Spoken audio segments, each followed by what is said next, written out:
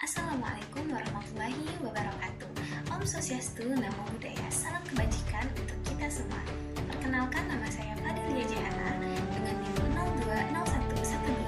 02011282429270 dari Program Studi Ilmu Hukum Universitas Sriwijaya. Pada kesempatan kali ini, saya akan menyampaikan materi mengenai bahasa Indonesia sebagai pilar identitas bangsa dengan tema khusus pasal-pasal yang mewajibkan penggunaan bahasa Indonesia.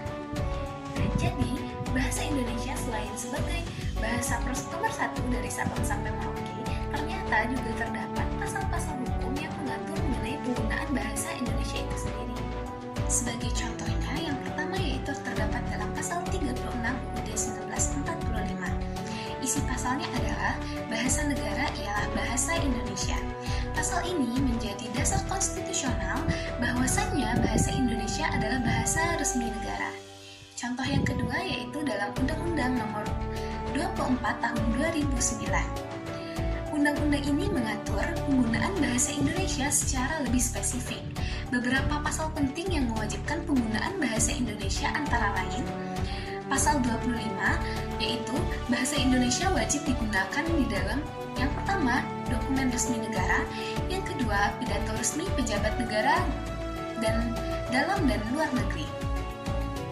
Selanjutnya yaitu pasal 26, yaitu bahasa Indonesia wajib digunakan sebagai bahasa pengantar dalam pendidikan nasional kecuali di lembaga pendidikan tertentu yang menggunakan bahasa asing.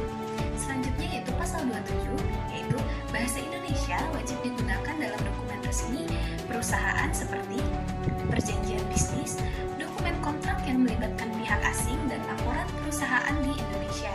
Selanjutnya yaitu pada pasal 28, bahasa Indonesia harus digunakan dalam konstitusi resmi di lingkungan kerja, pemerintahan maupun swasta.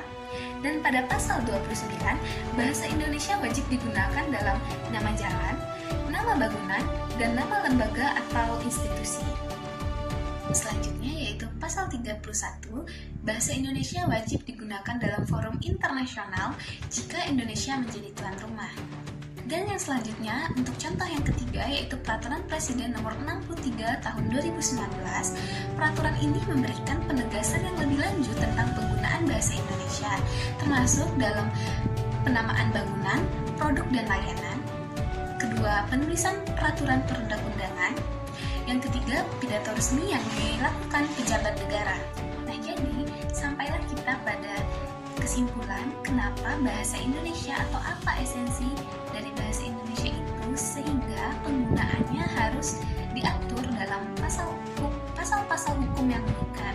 Yang pertama yaitu untuk menjaga martabat bahasa Indonesia sebagai identitas bangsa. Yang kedua, memperkuat fungsi bahasa Indonesia sebagai alat komunikasi nasional. Yang ketiga, untuk mendukung upaya pelestarian dan pengembangan bahasa Indonesia. Dan yang terakhir, dengan adanya pasal-pasal ini diharapkan masyarakat lebih sadar dan bangga dengan penggunaan bahasa Indonesia dalam kehidupan sehari-hari maupun secara formal. Baiklah, mungkin itu saja yang dapat saya sampaikan mengenai pasal-pasal yang mengatur mengenai penggunaan bahasa Indonesia. Sekian, terima kasih. Wassalamualaikum warahmatullahi wabarakatuh.